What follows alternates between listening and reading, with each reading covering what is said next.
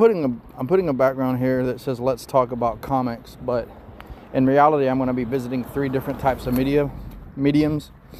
I want to specifically talk about the Guardians of the Galaxy, and the main topic is going to be how they differ between the different mediums. The movies, Guardian of the Galaxy 1 through 3, and some attached movies associated with those are part of the Marvel Cinematic Universe, which is the MCU. The the comic is obviously Earth 616, based off the original comic universe. And then the video game is like a strange combination of the two. So it's different and it's hard to track, so I wanted to kind of cover the basics. The movies, the Marvel Cinematic Universe, covers all of the movies. It was released in phases by Marvel, which is the topic of another conversation. But the Marvel comic movies, Guardians of the Galaxy 1, 2, and 3, are all attached to that. Some of the events in the movies also relate back to some of the stuff that happened in other movies. Like, for example, well, let me avoid spoilers, but some stuff happened to Gamora, and some things happened, and then Gamora came back. Long story short, you would have to watch the entire Marvel Cinematic Universe to get a full big picture of what the storyline is, unless you look up the missing elements. Because there are a lot of missing elements between Guardians of the Galaxy 2 and 3. But again, that's a topic for another conversation and impossible to talk about without spoilers. However, I do want to warn you that if you watch these videos and you have not seen the movies or played the game or read the comics, there will be spoilers. I'll try to avoid them, but to be honest with you, I doubt I'm able to, with covering the topic of what I want to talk about in this conversation. So, with that being said, as of right now, each version is different. The characters are different. The way they're portrayed is different. The way they're interpreted is different. Their backgrounds and histories are different. A good example, Peter Quill's mother. In the video games, I'm trying to keep all this in my head. In the movies, she died of cancer. In the comic, she died because of a race called the Chitauri, or the Baboon. There's one or the other. I think she was killed by, it's a race called the Baboona or something like that. And then in the video game, she was killed by the Chitauri. So it's different depending on, they slightly adjust how she died and how he reacts to her death. Drastically different in all 3. So with all that being said, let's revisit each one. First, I want to talk about how the characters are portrayed. Star-Lord, which is Peter Quill. In the comics, he was originally more serious, tactfully skilled. He leaned a little bit toward a more darker mindset, but still more tactical. In the game, he's more vulnerable, more emotionally nuanced. He struggles openly with guilt about his mother's death. He feels responsible for not being able to stop her death, which is kind of the same as it is in the movies, because she died of cancer and he felt responsible for that. His humor is more nuanced and dry. The movies, they portray him as playful and charming, humorous, with emotional vulnerability gradually revealed over time. Chris Pratt's personality and the performance definitely blew a lot of that out of the water, because he did really good on the movies. And I think it's like a benchmark for everything else. And then looking at the other characters, you've got Gamora. She was known as the deadliest woman in the galaxy in both the game and the comics. Typically, she's about the same in both, except in the comics, she's often cold and disciplined, loyal. A lot of complex moral struggles died to Thanos and the cosmic politics. In the game, she's way more compassionate underneath that tough exterior, and has a balance between the comics and the movies. Because in the comics, she's more serious, in the movies, she's more warm.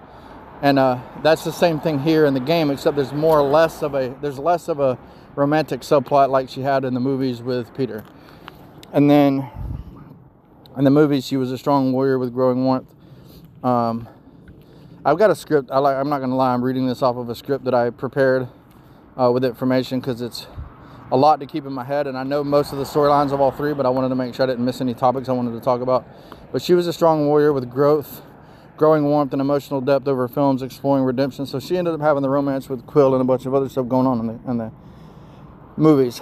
Drax, in the comic, he's way more intelligent, a strategic warrior, extremely serious, has a lot of guilt and grief about his past, extremely complex, and way more smarter than he is in any other of the media.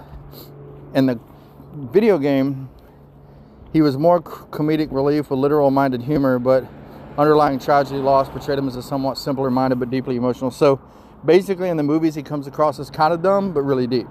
In the comics, he comes across as super intelligent but not as deep. The game kind of mixes a match between the two. So it's almost like It's almost like they took the best of both worlds, or they tried to, and put it into it for every character. And I'm noticing a repeating theme on all the characters since I've seen all the media. Rocket, he's, sardonic, abrasive, streetwise. He's got a lot of trauma over his past and experimentation, dark-humored, yet emotionally closed off. In the movies, sharp-witted, sarcastic, deeply guarded, eventually revealed his traumatic background, increasing his emotional access across the movies. And the game is the same way. It got the best of both worlds, balancing the gruff humor and with sensitivity. I thought he came across as a little bit of a dick in the video games at certain parts, but that's to be expected with everything he's been through.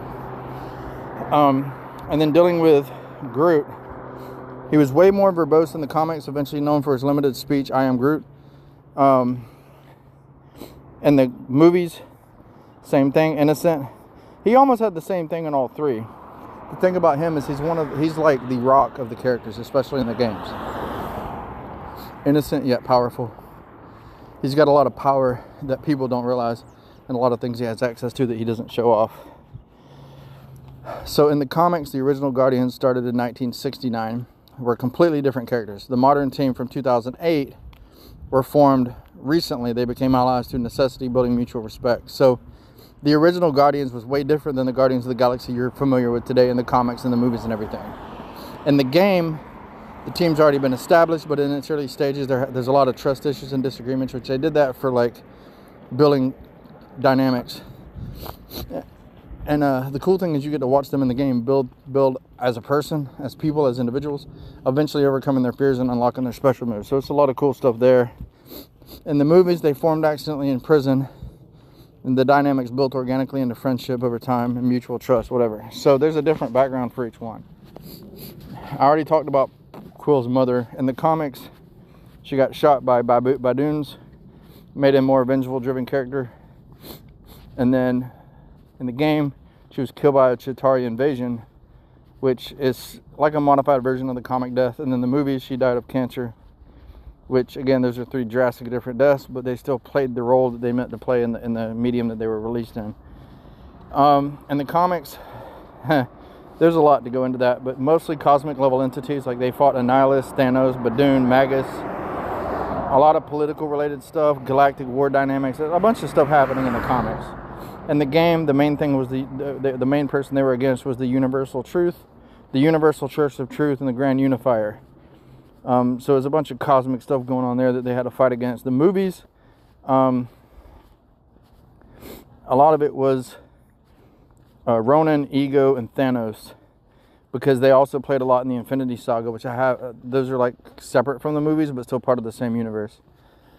The comics tend to carry more comic action, darker and complex themes of sacrifice, existential threats, war, morality. The game focused really heavy on narration, emphasizing emotional depth, trauma recovery, personal growth, family, and the importance of wounds. They had a really deep dynamic in the game. The movies were lighthearted and comedic, but I felt there was a lot of emotional depth there too. Overall, I was really drawn in by all three of them. I love comics. I'm an old school comic fan, as you know. And watching the movies, it's a lot. There's 3 movies. They're long as hell. There's a lot of side movies to get the full plot. And I've watched all the Marvel movies already. But I really love the movies. I really love the way they were portrayed in the movies. And then when I played the game recently, I'm actually just now at the end of it, finishing up the game. I'm really happy with the character dynamics. I feel like they took the best of both worlds. I feel like if you've read the comics and played and watched the movies, you're going to love the game. I feel like if you've just watched one or the other, you would still love the game. But if you want to truly appreciate, I guess the right word would be, appreciate the difference between the 3, I would read the comics first, at least a bulk of them, to get an idea of like their dynamics and their back history and everything from the comics, or read up on it, see how some of their humor flows in the comics. Watch at least the 3 main movies and then play the game. I think you'll have a lot more fun, because again, if you truly understand the dynamics of depth that went into the creativity of the game, it's a whole different level. Again, it's an extremely good game, extremely well written, great character dynamics. I don't know, I loved it. I'm at the very end of it, and I'm about to move into Mirage here pretty soon, but I just wanted to kind of give my thoughts on it because it was on my mind. And with it being such an amazing game, there's a lot more I could talk about, but this is a good stopping point. I covered all the basics I wanted to cover.